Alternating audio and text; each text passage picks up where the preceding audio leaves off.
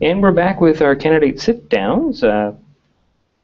Jennifer Gigi Ferguson is the lovely lady on the other side of the table on the camera, Diedrich Allen off camera. And Jennifer, you're running for 10th District U.S. Representative. Correct. And you prefer the independent party. First, take a couple of minutes to briefly tell everybody about yourself, your background, why you're running, and why you feel you're the best candidate. That is really deep and long, but we'll work to make that very concise.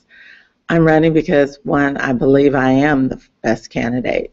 The 10th Congressional District is a district that's probably 90% or better of military, veterans, DOD, and their families. I am 4 generations deep in the military. Between my grandfather, my father, my brother is 100% disabled vet. My husband served in Vietnam, retired after 22 years in the military. I have a son that served in Iraq and has come home. I told him he had parasites. He won't accept that, but he had something in his head that were bald spots that moved around. And when he became sick enough and listened to me, he did do a parasite cleanse, which got rid of those, and he went to a naturopath, and it helped his stomach. About 3 years later, they came back, and they're not responding to the medication, and the military, the Veterans Association in the D.C. area are not doing what they need to do. Another part of that is I'm a marriage and family therapist and a chemical dependency counselor. I volunteered at Madigan for about 2,500 hours in their intensive outpatient program. We did an awesome job. I did the 2,500 in less than 13 months. We worked as a team. It was a team effort of psychiatrists, psychologists, nurse practitioners, and with me being a marriage and family therapist and chemical dependency counselor and others in the group. But the soldiers were assigned to our unit for 2 to 3 weeks, and we did intensive therapy classes and worked to help them not make it to PTSD, but if they had already arrived at the PTSD before they got to us, we tried to help them to work through that. I was able in 2012, February, to talk with Congressman Norm Dix when I was in D.C. I've gone to D.C. since 2011 once a year to do some lobbying with my sorority. And I told him about the program that was at Madigan and was shut down. And that's what sparked that 2012 congressional investigation into Madigan and the closure of it. 2013, end of February, the investigation was closed. Our soldiers are not being taken care of. Our veterans are not being taken care of. And I'm not one to sit back and do nothing. And I have to take the bulls by the horns and go for it.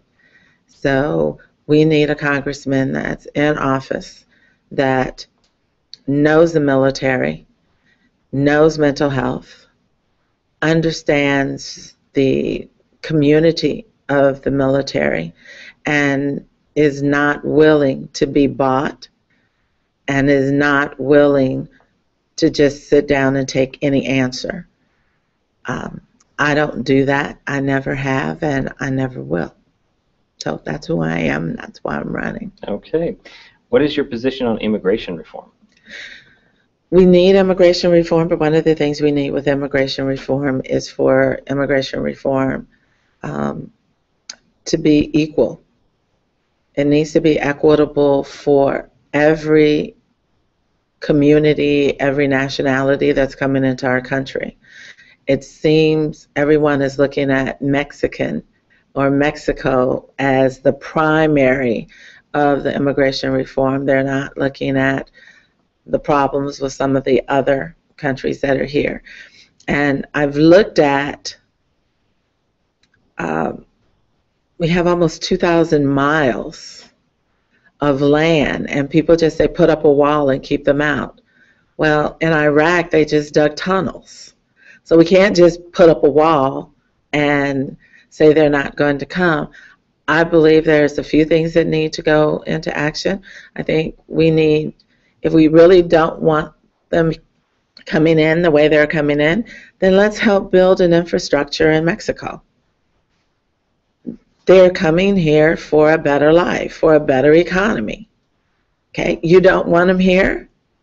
You go to these countries that are across the water and build and spend millions and trillions of dollars and put our soldiers' lives on the line.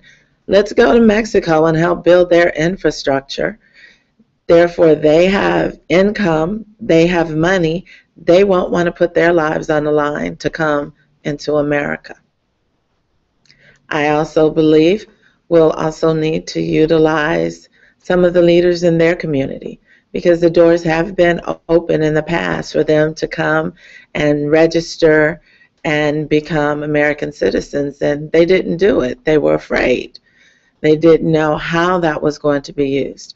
So if we utilize leaders in the Hispanic community to help put together reform, I think we'll have a better outcome with it. What can be done about ocean acidification and its impact to the shellfish industry?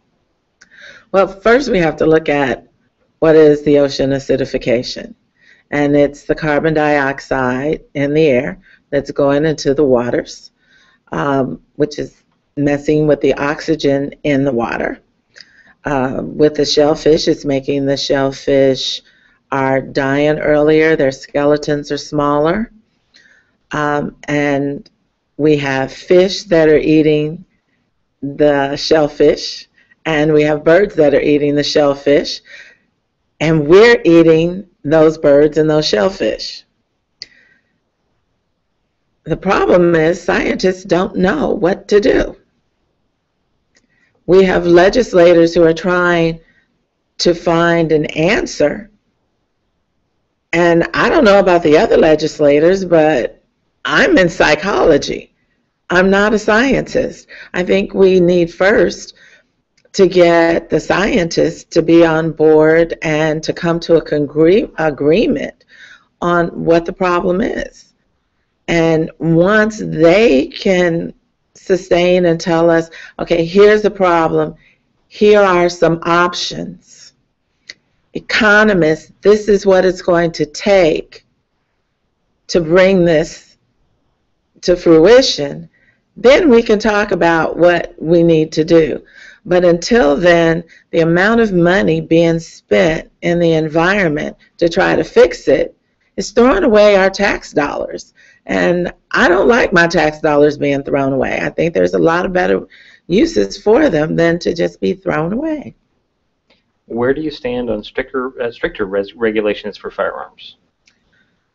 Firearms, I'm mixed in a lot of different ways. I know I believe in accountability, very much accountability.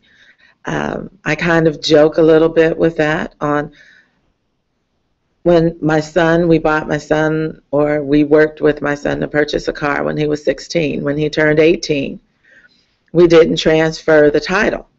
So when he received a ticket, I received the ticket because I was the one that is the registered owner. Therefore, I'm the one that's held accountable. I think the same thing needs to happen with guns. There needs to be accountability following from when the firearm is purchased. It needs to be registered. That number needs to follow. And every time it transfers, it needs to follow. And that means even to a child or a relative, it needs to still be transferred. I also believe, I understand a lot of people are very concerned that once there's a registration like that the government is going to come in and take all the guns, and it's not possible. There are more people with guns than there are law enforcement and government officials. It's not going to happen like it did with Hitler, as it did in the past. So I truly believe we do need to do mental health and background checks, and we need to go from there. But, oh, my last part, I think a large part of gun violence, a lot of the gun violence are used with illegal guns. And so if we look at it as a systemic problem, then we'll look at economy, jobs, or lack of jobs, parents not being home because of either work or prison, and children not having a foundation or family support, and they're looking for family. It's part of nature. So they're going to the streets and they're finding their family in the streets. So we need to pull family back together. We need to pull our moral and value system back together. And one of the ways of doing that is raising minimum wage. Okay, what do you think the size and duties of the U.S. military should be? I know the duties of the military should be to protect the people in the United States. That should be their number one duty. The size, what is needed to be able to accomplish that is very important. I don't know the size that it should be. I know we need to have a military that is large enough to do the jobs we need. And what we just did in Iraq and Afghanistan, having soldiers have to be redeployed 3, 4, 5, and 6 times, is outrageous. Outrageous. These soldiers, most people don't know what they went through, what they saw, what they had to do. I do. I heard the stories with the rotation in the intensive outpatient program every 3 weeks. I understand why our soldiers have PTSD and are suffering the way they're doing, which is what makes me as angry as I am about how they're not being taken care of. And you mentioned that we're going to move on to the minimum wage. Are you in favor of increasing the minimum wage? If so, how would you propose to go about raising that wage to lessen the impact on small businesses? People are going to think I'm crazy. I do like the 10.10 an hour. I would like even better the 15 an hour.